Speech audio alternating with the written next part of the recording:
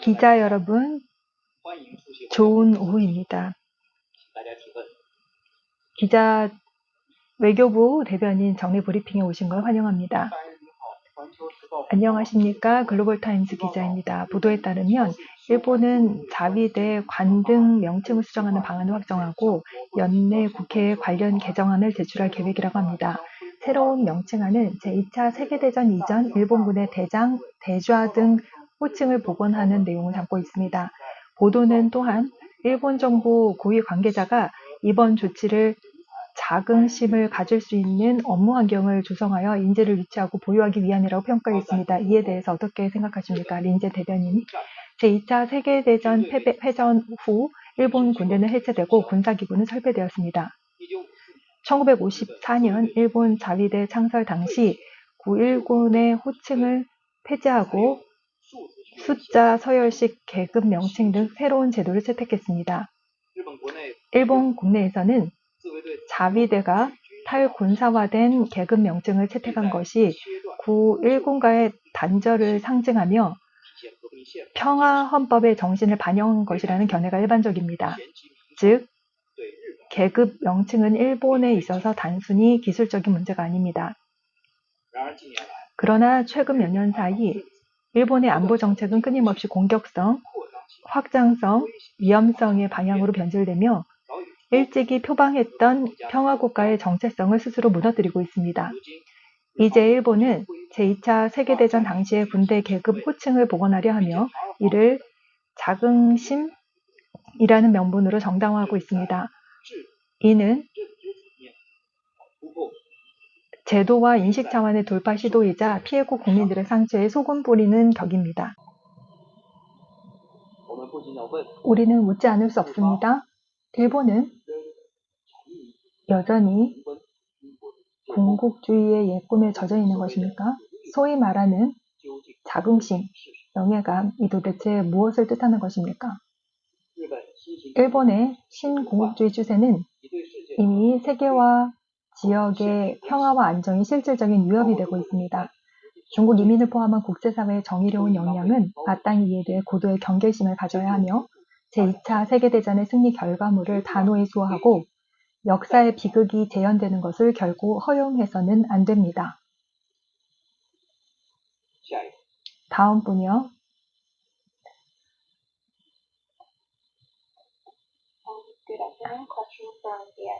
AFP 기자입니다. 지난 주말 왕이 외교부장이 민 아웅 홀라잉 미얀마 최고사령관을 접견했습니다. 양측이 고금 중인 아웅산 수치 전 미얀마 국가고문에 대해서 논의했습니까? 린젠 대변인, 왕이 외교부장의 미얀마 방문 상황에 대해서는 이미 소식을 발표했습니다. 아웅산 수치 여사는 중국의 오랜 친구이며 우리는 주로 그녀의 상황에 관심을 기울여 왔습니다. 우호적인 이웃 국가로서 중국은 미얀마가 자국의 국정에 부합하는 발전 경로를 걷는 것을 지지하며 미얀마 각축이 더욱 광범위하고 견고하며 지속적인 평화와 화해를 실현하는 것을 지원합니다.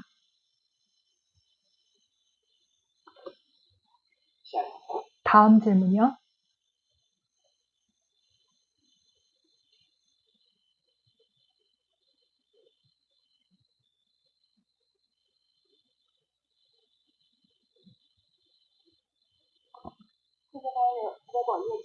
회 광띵 기자입니다. 보도에 따르면 일본 초당파 의원들로 구성된 인권외교의원연맹이 국회 내에서 회의를 열고 라이칭더의 방일 제한 문제를 논의하면서 제안서를 작성해 일본 정부에 제출할 예정이라고 합니다. 제안서는 각국의 외교적 독립성이 어떤 압박에 의해서도 훼손되어서는 안 된다고 지적하며 일본 정부가 대만 민중과 민주적 동반자로서 자유로운 교류 환경을 보장하기 위해 적극적인 역할을 할 것이라고 요구했습니다. 이에 대해 중국은 어떻게 논평하십니까? 린젠 대변인, 세계에는 오직 하나의 중국만이 있으며 대만은 중국 영토의 불가분한 일부분입니다. 하나의 중국 원칙은 국제사회의 보편적인 합의입니다. 관련 국가가 실제행동으로 하나의 중국 원칙을 이행하고 대만 독립 분열 활동에 반대하는 것은 국제법과 국제관계의 기본 준칙에 완전히 부합하며 중국 측은 이에 대해 높이 평가합니다. 반드시 일본 측에 상기시켜야 할 점은 1972년 중일 공동성명에서 일본 정부는 중화인민공화국 정부가 중국의 유일한 합법 정부임을 승인한다 와 중화인민공화국 정부는 대만이 중화인민공화국 영토의 불가분한 일부분임을 재천명하며 일본 정부는 중국 정부의 이러한 입장을 충분히 이해하고 존중하며 포츠담 선언 제8항의 입장을 견지한다는 점을 명확히 했다는 것입니다. 1978년 중일 평화 5호 조약은 양국 입법기구의 비준을 거쳐 중일 공동성명에 표명된 제반 원칙을 엄격히 준수해야 함을 확정했습니다. 중일 국교 정상화 이후 일본 정부는 대만 문제가 중국의 내정임을 여러 차례 밝혀왔습니다. 이것들은 일본 측이 반드시 이행해야 할 법적 의무이자 엄격히 지켜야 할 정치적 약속입니다.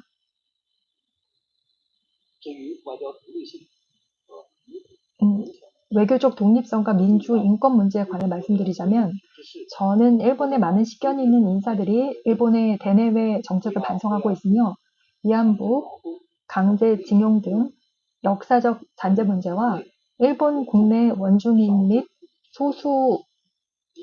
소수주의 권리 등에 대해 많은 논의가 있음을 주목하고 있습니다. 일부 일본 정치인들이 이러한 문제는 함구하거나 모른 척하면서 중국의 대만 문제에 대해서는 이러쿵 저러쿵 하는 진짜 의도가 무엇인지 아마 그들이 가장 잘 알고 있을 거라고 생각합니다.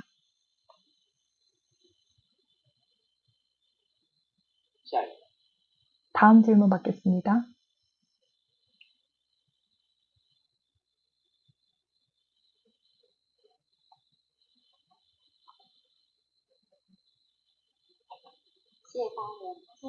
준신사 기자입니다. 중국이 5월 유엔 안전보장이사회 순회 의장국을 맡게 되는데 중국은 어떻게 직무를 수행하고 역할을 발휘할 예정입니까? 린젠 대변인, 중국은 5월 1일부터 유엔 안보리 순회 의장국을 맡습니다.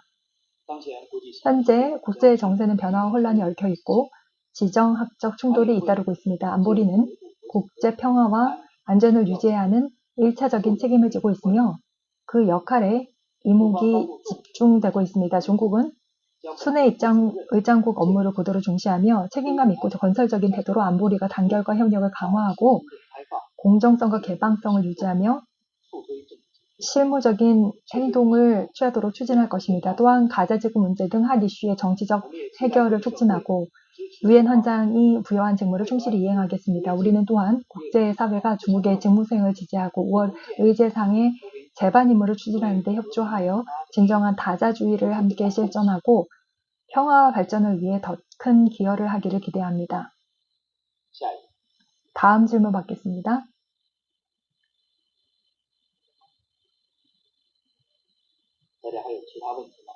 다른 질문 있습니까?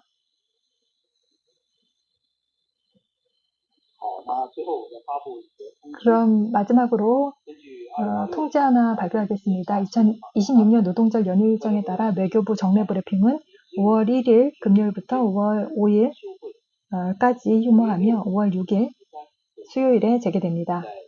휴무 기간 중에도 외교부 대변인실은 평소와 같이 기자의 팩스, 이메일,